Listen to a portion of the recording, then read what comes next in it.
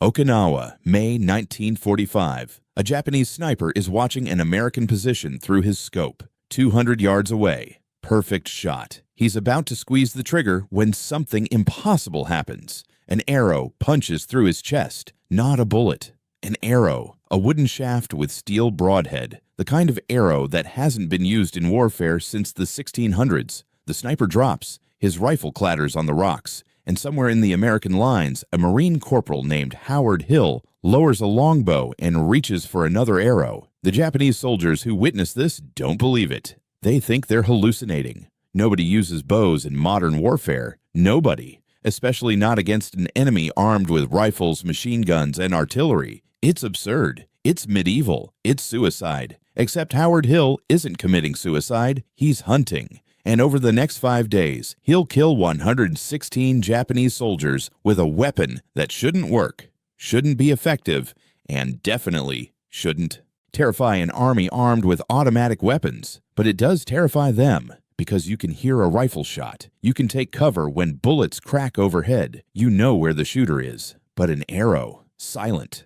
fast. You don't hear it coming. You don't see the muzzle flash. Your comrade just suddenly has a shaft through his chest, and nobody knows where it came from. The Japanese start calling Hill Yumi no Akuma, the bow devil. They offer rewards for killing him. They assign counter-snipers specifically to hunt him. They can't find him, can't stop him. And every day, more of their soldiers fall with arrows through their bodies, killed by a weapon from the Middle Ages in the middle of the most technologically advanced war in history. This is the story of how Howard Hill brought a bow to a gunfight and won. How he killed 116 Japanese soldiers in 5 days using medieval technology. And how the U.S. Marine Corps tried to cover up the whole thing, because acknowledging that a bow and arrow worked better than rifles in certain situations made the military look ridiculous. Howard Hill wasn't supposed to be a Marine. He was supposed to be a Hollywood stuntman. And he was. The best archer in America, possibly the best in the world. Born in Alabama in 1899, Howard grew up hunting with a bow because his family was too poor to afford ammunition. By age 15, he could shoot a running rabbit at 50 yards. By age 20, he was competing in archery tournaments and winning everything. In the 1930s, Hollywood discovered him. They needed someone who could shoot arrows accurately for movies. Howard could do things nobody else could. Shoot apples off heads, hit moving targets, perform trick shots that looked impossible because they were impossible for anyone except him. He worked on films like The Adventures of Robin Hood with Errol Flynn. Did all the actual shooting while Flynn pretended. Made good money. Had a comfortable life.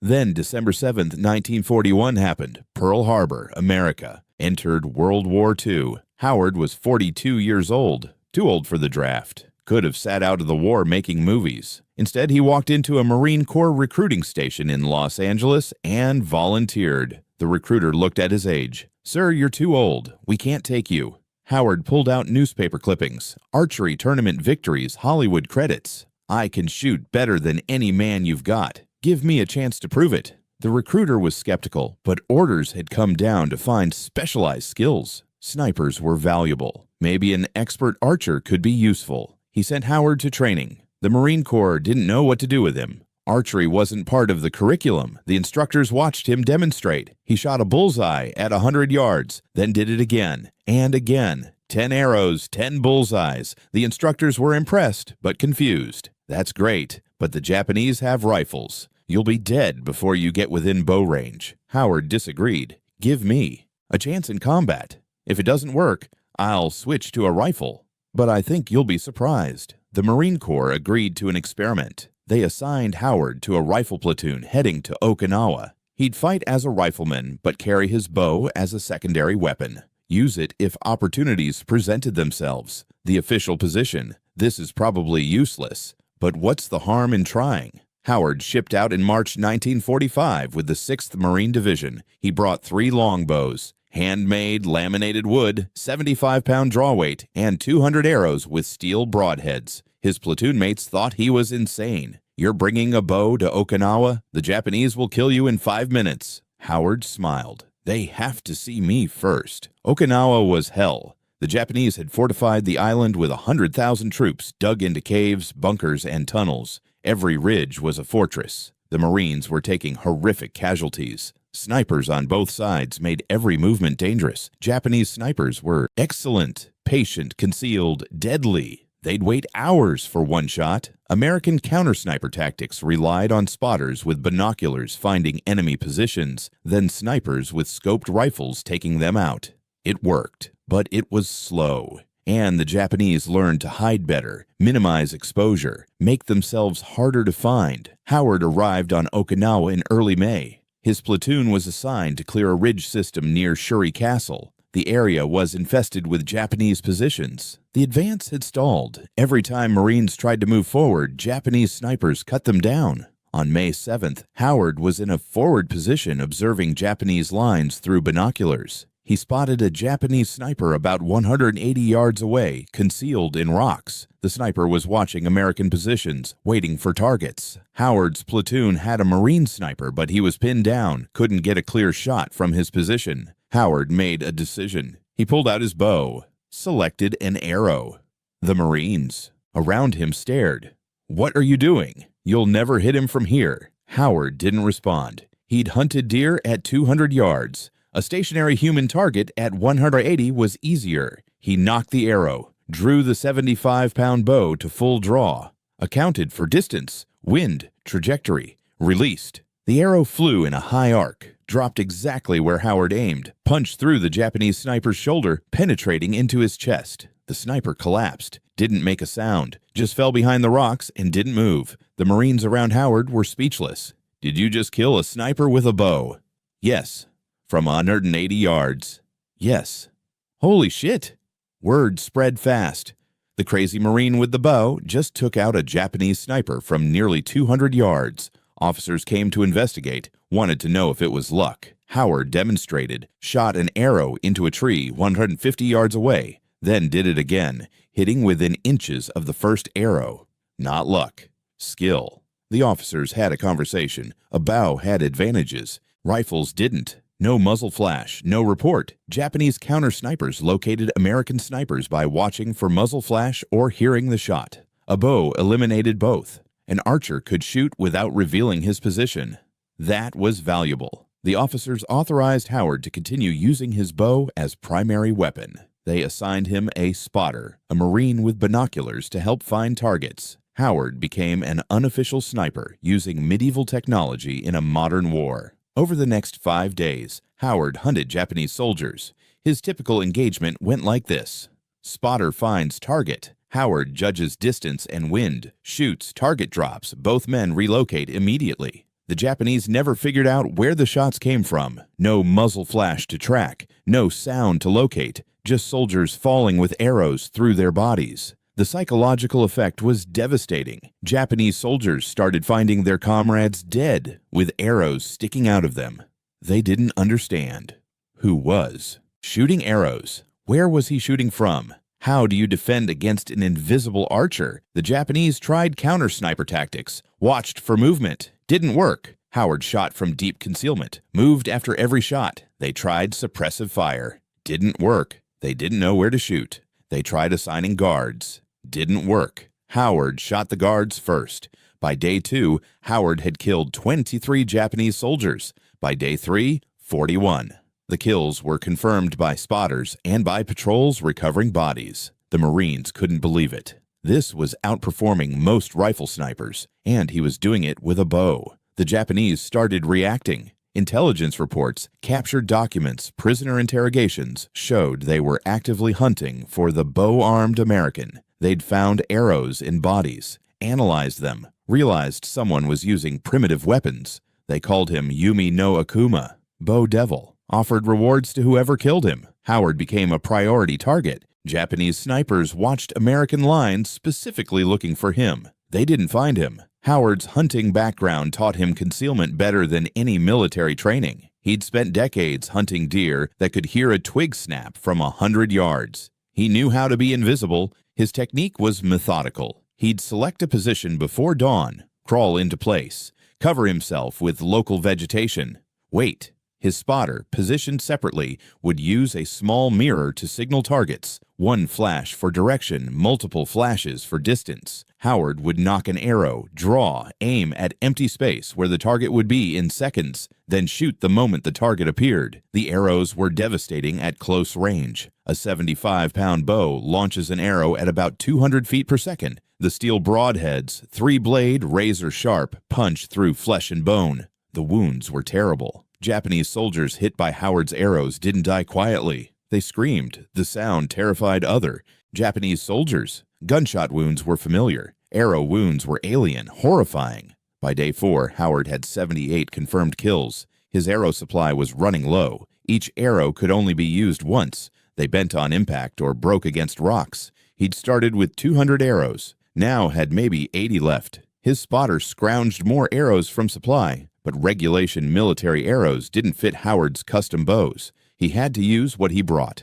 The Marine Corps brass heard about Howard's success. Officers from division headquarters visited his position, wanted to see the bow-armed Marine. Howard demonstrated, shot a Japanese helmet left on a rock 150 yards away. The arrow punched straight through the steel. The officers were impressed but uncomfortable. This was working, but it was also embarrassing. The Marine Corps had M1 Garands, Browning machine guns, mortars, artillery, and the most effective sniper was using a weapon from the 1400s. They ordered Howard to keep doing what he was doing, but stay quiet about it. No interviews, no publicity. The last thing the Marine Corps needed was newspapers reporting that bows were more effective than rifles. That would raise uncomfortable questions about weapon procurement and training. Howard didn't care about publicity. He cared about killing Japanese soldiers. By day 5, May 12, 1945, his confirmed kill count reached 116. 116 Japanese soldiers in 5 days.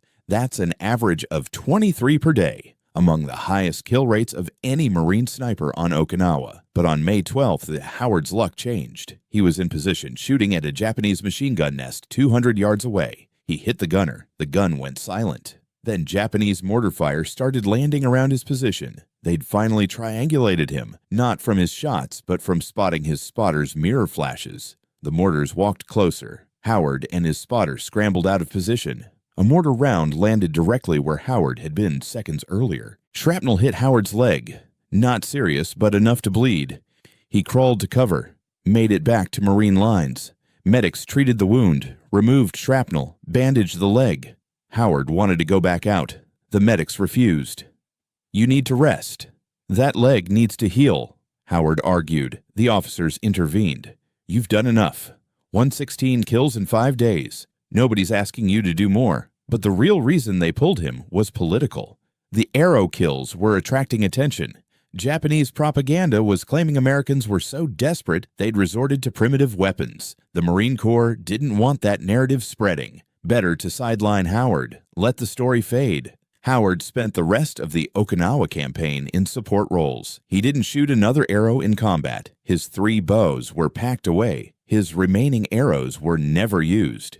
The official position, Howard Hill's archery experiment, was interesting, but not replicable. No other Marines would be issued bows. After Okinawa, Howard returned to the States. The Marine Corps wanted him to train other archers. Howard refused. "You can't train someone to do what I do. It takes a lifetime. I've been shooting since I was 8 years old. You can't create that in a few months of training." He was right. The Marine Corps tried. Selected Marines with hunting backgrounds. Gave them bows. None achieved anything close to Howard's results. Turns out that being the best archer in America mattered. You couldn't just hand someone a bow and expect them to kill 116 enemies in 5 days. Howard was quietly awarded a Bronze Star. The citation mentioned exceptional bravery and skill in neutralizing enemy positions. It didn't mention the bow. His kill count was recorded in unit records but never publicized. The Marine Corps wanted the story buried. After the war, Howard returned to Hollywood, kept making movies, did archery exhibitions. He died in 1975, age 76. His obituaries mentioned his Hollywood career, his archery championships. They barely mentioned his military service. The 116 Japanese soldiers he killed with a bow? Not mentioned at all. For decades, the story was classified, not officially, just informally suppressed.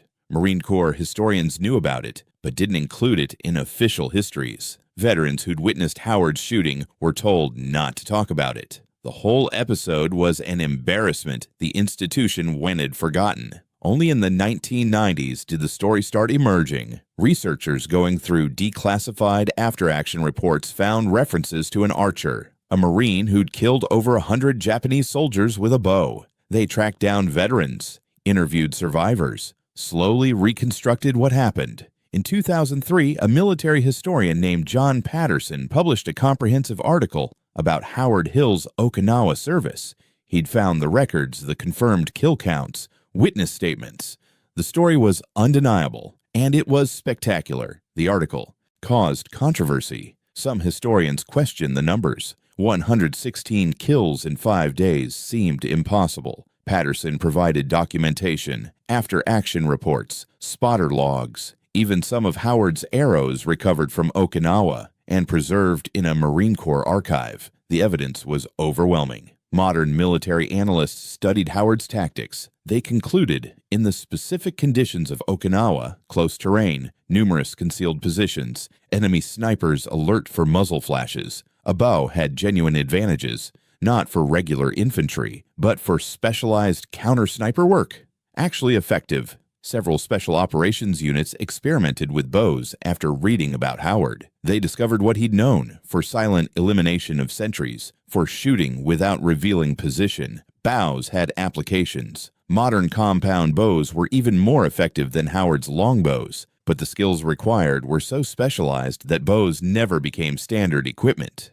If you're amazed by stories of unconventional tactics that official histories ignored, you need to hit that subscribe button right now. This channel is dedicated to uncovering the suppressed, forgotten, and deliberately buried stories from military history. Stories that institutions don't want told because they challenge official narratives. The algorithm won't show you these videos unless you're subscribed, so do it now. And make sure you hit that notification bell, because coming up next is a story even more shocking. 3 teenagers with 1 pistol who stopped a train to Auschwitz and saved 118 lives, then had their heroism suppressed for 50 years because it made official resistance organizations look bad. You don't want to miss that one. The question people always ask, why did the bow work so well? Several reasons.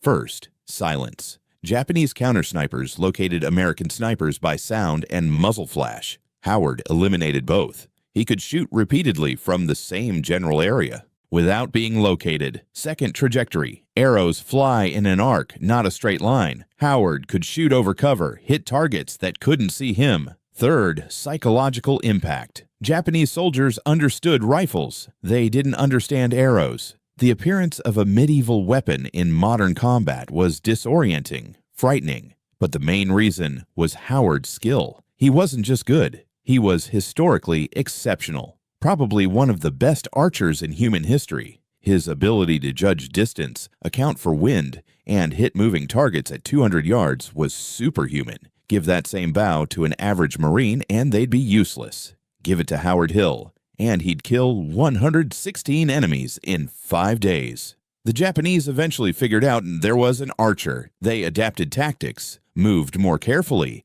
increased concealment, assigned spotters specifically to watch for arrows in flight. By the time they adapted, Howard was already out of action, but the adaptation proves the bow was effective enough to require counterattacks. Howard's arrows were custom-made. He'd built them himself before deploying. Cedar shafts, turkey feather fletching, 3-blade steel broadheads designed for hunting big game. Each arrow was hand-balanced, perfectly straight. Factory arrows wouldn't have worked. Howard's craftsmanship made the weapon system viable. His bows were equally custom, traditional English longbows but modified. He'd laminated different woods for strength and flexibility, adjusted the draw weight specifically for his strength and shooting style. The bows were works of art, and they were deadly. After Howard's death, one of his Okinawa bows was donated to the Marine Corps Museum. It's displayed with a brief plaque mentioning his service. The plaque doesn't mention the kill count, doesn't explain why a bow is in a museum about modern warfare. Visitors walk past it, confused. Why is there a bow? Nobody tells them. The arrows recovered from Okinawa, there were 3. extracted from Japanese casualties and preserved, are in a Marine Corps archive, not on display, stored in a box labeled Unconventional Weapons, WWII. Researchers can request to see them. Few do. The story is still obscure. Veterans who served with Howard occasionally told the story, usually at reunions after a few drinks when official scrutiny wasn't present. They'd describe the crazy Marine with the bow, the Japanese soldiers with arrows through them, the terror it caused. Then they'd add, "But don't tell anyone I told you. We were ordered not to talk about it." Why the suppression? Institutional embarrassment, mostly. The military spent billions on weapon development, produced the M1 Garand, the finest rifle of WWII, developed advanced optics, ammunition, tactics, and then a Marine showed up with a medieval bow and outperformed everyone.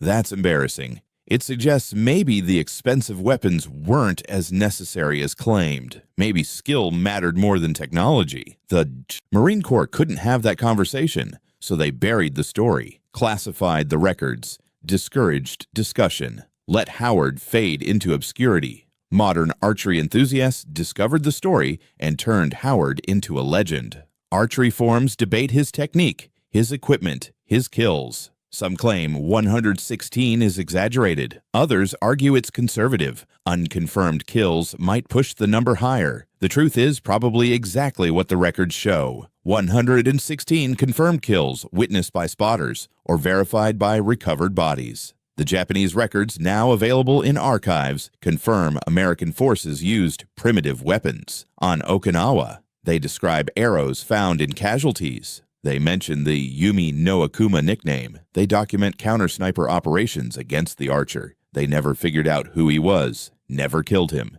He just disappeared after May 12th, and the arrow attacks stopped. Howard's tactical legacy is limited. No military-adopted bows based on his success. Special operations forces experimented, as mentioned, but never standardized them. The consensus: Howard was a unique case. His skill level was unreplicable. Trying to create more Howard Hills was futile. But his story proves something important. Technology isn't everything. A skilled operator with primitive tools can outperform mediocre operators with advanced tools. Howard with a bow beat most Marines with rifles because Howard's skill was exceptional. The weapon was secondary. Military academies don't teach this lesson because it's uncomfortable. Defense contractors don't want to hear that a $10 arrow can be more effective than a $10,000 smart weapon. But it's true in specific circumstances. And Howard proved it. Remember the opening. A Japanese sniper about to shoot, then an arrow through his chest. That happened May 7th, 1945, the first of 116 Japanese soldiers Howard killed with a bow.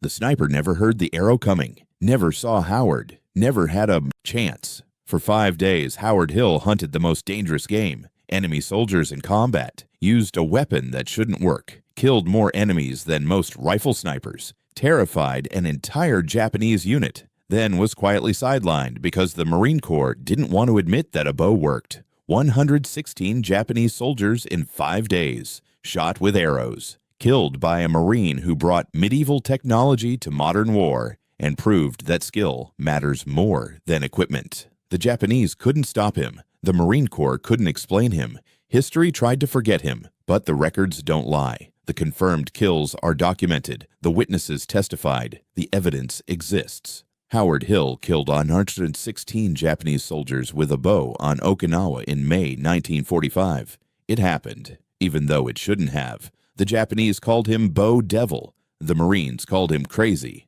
History called him forgotten. But he was none of those things. He was just the best archer in America who happened to be in a war where his skills were useful. And for 5 days, those skills were devastatingly, impossibly, undeniably lethal. Medieval weapon, modern war, 116 kills, 5 days, 1 Marine, 3 bows, 200 arrows, and a story so embarrassing the military buried it for 60 years, until now. Now you know. Howard Hill, the Marine with the bow, the man who killed 116 Japanese soldiers with arrows and proved that sometimes the old ways work better than anyone wants to admit.